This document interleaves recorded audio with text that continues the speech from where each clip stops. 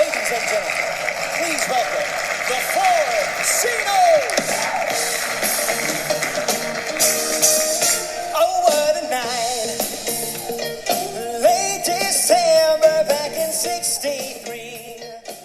Good evening, ladies and gentlemen. I have the privilege to have on the phone a gentleman that I actually met through my show with Vinny Medugno. Howard Tucker actually introduced me to a couple of people that I've able to get some interviews with some headline acts, and I'm talking about, he introduced me to Jim Petreka, and I was able to have a great interview with Beverly Bremers, and Beverly Bremers was one of the great artists that had a hit that was arranged by Charlie Colello, and we'll have Charlie Colello speak a couple of times here on the show about some of the songs that he arranged and produced for the Four Seasons.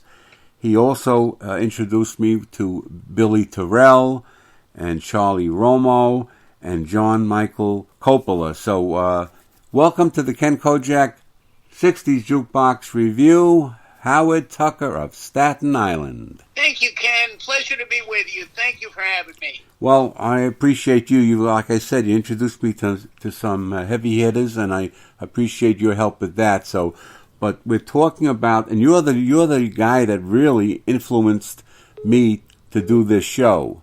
Okay. Thank you, Ken. So, well, I thank you for that. So, let's go back in time, and really, what got your interest into the Jersey Boys way back in, how many years ago, really? 15 years ago. Okay. Go ahead. All right, let me give you a little bit of background. Good, thank you. Pretty much, I was always a Broadway fan, maybe 4 or 5 shows a year. My background's a little bit with Janet Robbins when she was in Gypsy and doing some writing for Jackie Mason, but never as much as Jersey Boys. Here's really what happened. I worked for Bank of America for over 20 years and traveled the world with them. I actually was just getting in from Germany one night. It was June 11th, turned on the Tony Awards, and as I turned it on, Chris Ebersol and John Tartaglia were presenting the Best Featured Actor Award. And then it was to Christian Hall. Against all odds, because all the other awards had been a clean sweep for Jim Dale of the Threepenny Opera. But when Christian accepted, he dedicated it to his father, who had passed very early on. And I then related that to my father. Right before my father passed, we heard My Eyes Adored You for the first time. And I did grow up with the Four Seasons. I became interested in them when I was 11 years old, and I was hospitalized for a while. And my hospital mate played WABC radio over and over. And that was October 62, so I knew all about the Four Seasons.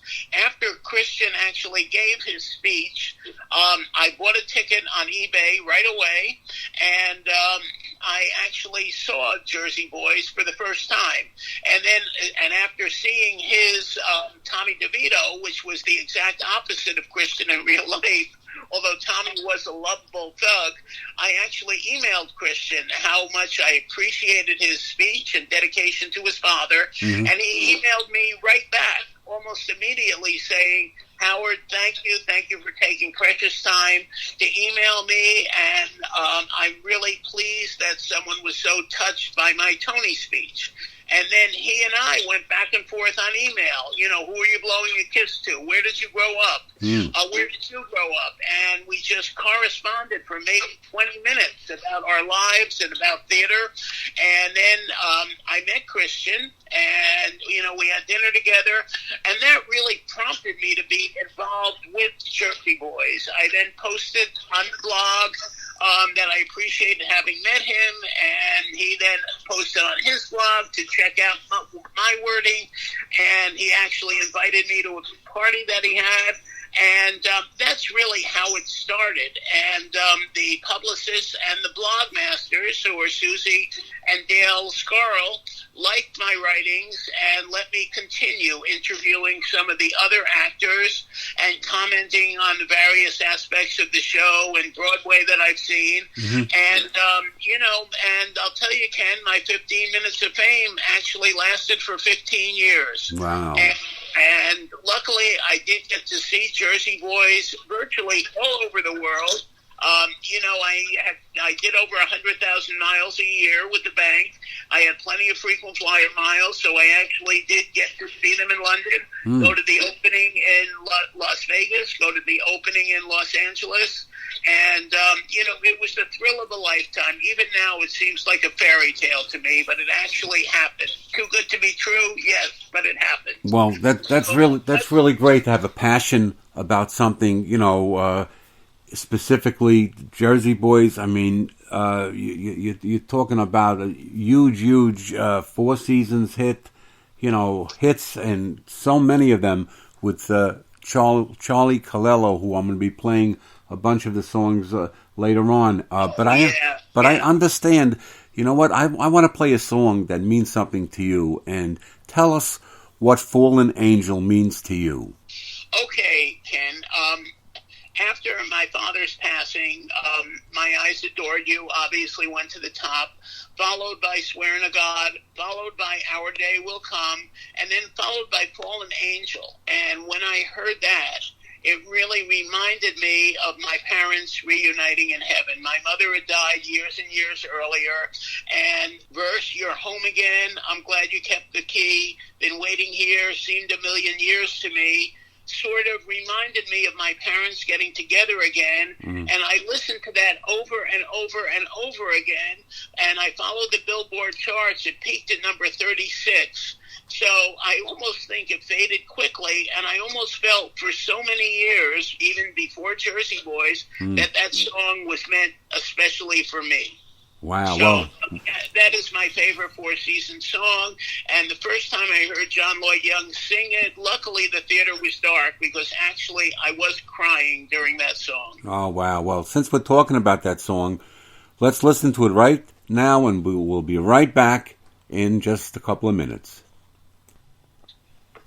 Welcome back to the Ken Kojack 60s Jukebox Review, heard every Tuesday right here from 8 till 11 on Remember Then Radio. Okay, Howard, what else would you like to talk about at this point before I put on all the Four Seasons songs? Ken, what I'd like to say is, first, I'd like to give a salute, as they say, to my two podcast partners, David Ben-Ari and Gia Doxey, who began the Jersey Boys podcast at SilhouettesJBpodcast.com. They brought me in as associate producer, and it enabled me to really reconnect with so many of the people I interviewed over the years. So many of them: Chris Jones, Richard H. Blake, Mike Backus, John Lloyd Young, Jake Speck, Doug Crawford. And the list goes on and on and on. And what has happened recently is at the New World stages, it's really, even after the pandemic, it's given me a new life. Even as a senior citizen at this age, it's incredible. I've gotten to know the current cast. Aaron DeJesus as Frankie, Jonathan Cable as Nick, John Rochette, Jonathan Cable as Nick Massey, John Rochette as Tommy DeVito, and C.J. Polakowski as Bob Gaudio. And, on opening night, I was with Nick Massey Jr., and he was astounded at how great Jonathan Cable's performance was, reminding him of his dad. And just before that, I actually spoke on the phone with Tony Valley, Frankie Valley's daughter, who had wanted to come but was a little bit under the weather, was thrilled with the opening. So best of luck to all these guys. And thank you to my podcast partners for actually giving me a new life. My girlfriend hesitates to my saying the age, so I won't. But it actually has given me a real purpose now in retirement. And Ken, thank you for having me. Well, I appreciate your time in talking about your passion with the Four Seasons and the Jersey Boys. And what I'm going to do now is I'm going to put on the interview with John Michael Coppola, talk about his career with the Jersey Boys, where he is in Chicago, and play some of the hits that he has with the Four C Notes. And I again appreciate your connection with him as well. So here we go with John Michael Coppola and the rest of the Four Seasons music, as much as I can put on in my 3-hour show. Thank you so much there, Howard. Appreciate your time. Oh, you're welcome, Ken. Thank you for having me, man.